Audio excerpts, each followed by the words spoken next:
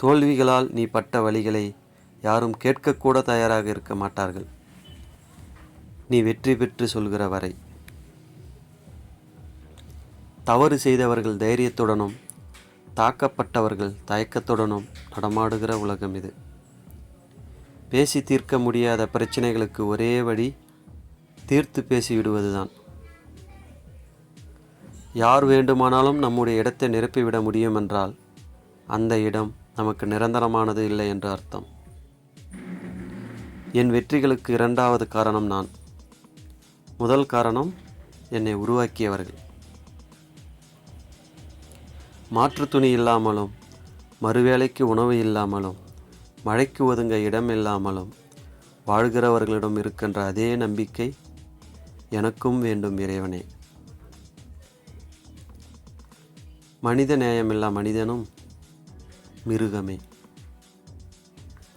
செய்யாத தவறுக்கும் வாழ்க்கை நம்மை தண்டிக்கும். அதுதான் வாழ்க்கை. தவறே செய்தாலும் அது நம்மை மன்னிக்கும். இதுவும் வாழ்க்கை. கண்டுகொள்ள யாருமில்லாத இடங்களில் நம்மை கவனித்து கொள்ளவும் யாருமில்லாமல் போய்விடுகிறோம். இந்த உலகத்தில் எடுத்துச் செல்ல எதுவுமில்லை. விட்டுச் செல்வது நல்லவன் என்ற சொல்லாக இருக்கட்டுமே. Situation is the master which drives our life. But who drives the situation, he becomes the master.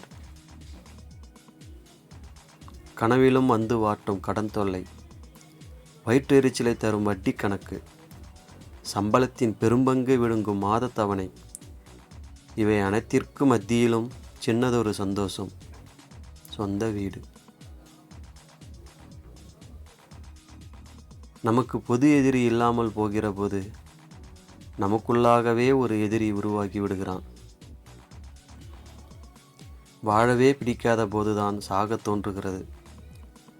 ஆனால் சாகும் அந்த கடைசி நொடிகளில் வாழவே தோன்றுகிறது. Feeling a pain is different. Experiencing a pain is different. Middle class bachelors.